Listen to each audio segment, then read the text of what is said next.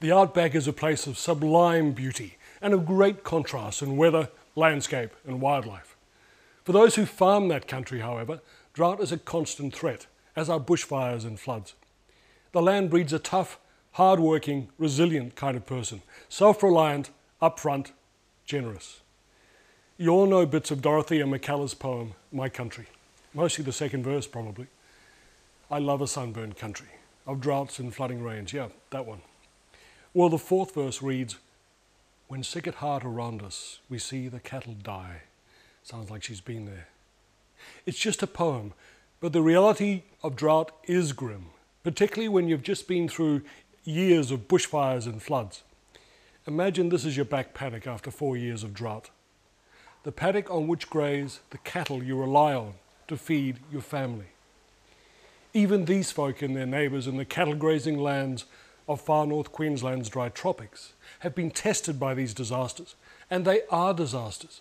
Spiralling debt in the millions, little income for years, tested beyond endurance in some cases to family breakdown, drug and alcohol abuse, anxiety, depression and suicide. But 4 years ago, this extreme need was recognised and a special kind of counselling service born. Enabled by the generosity and foresight of the Primary Health Network and Etheridge Shire Council, Cris Jones of Sea Change Psychology began his home counselling service on a patch bigger than Tasmania. Home counselling that over 3.5 years meant 780 visits, each 30 minutes to 6 hours, sometimes longer, 115,000 kilometres travelled, 3 shredded tyres, 13 punctures and many close encounters with local wildlife. A counselling service in tune with the needs and culture of the graziers. Visiting station, cups of tea and a yarn, the lick run, out on the paddock, talking it through, saving marriages and lives, becoming a lifeline. Here's Mary Dixon from Etheridge. People were really suffering. People couldn't sell cattle, people had no water, people had no grass, people were desperate. Landholders like Mary and her family and neighbours have all come to rely on this counselling service. What makes it unique is home delivery, being there at the homestead, the safe place, where you can really talk to someone without being seen in town. It's about consistency, trust and privacy. Here's Miranda Ryan from Etheridge. Cris has been coming out to visit us over a number of years now, and it's just really good to have that consistency because we've got to know each other, and that's really important rather than seeing different people, because once you get to know someone you can really sort of open up and you trust them. And Cris has indeed become a lifeline. Here's Zeneca McDowell from Perryvale. Cris has provided a very, very valuable service that can be life-saving to a lot of people in this neck of the woods. His service is greatly appreciated, as Greg and Carol Ryan from Green Hills told me.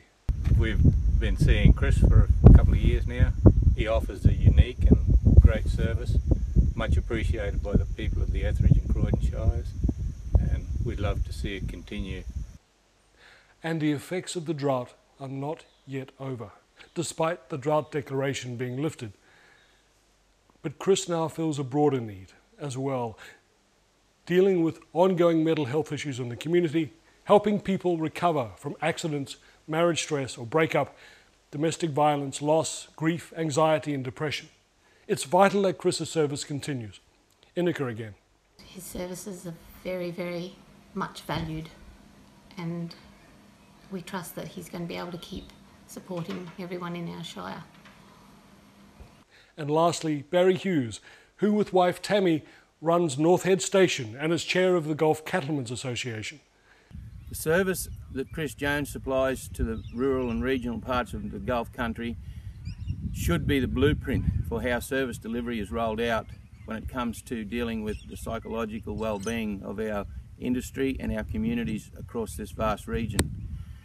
Cris has done an amazing job in bringing his services to this area, and he has actually saved lives. Well done, Cris. We certainly need a continuation and a security around this type of service delivery for the people of the bush.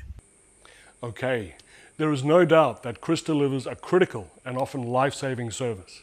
The trouble is, Funding is uncertain beyond December this year, 2017, and there are ongoing problems out there right now, today, for which there is no one else experienced enough, capable enough, trusted enough.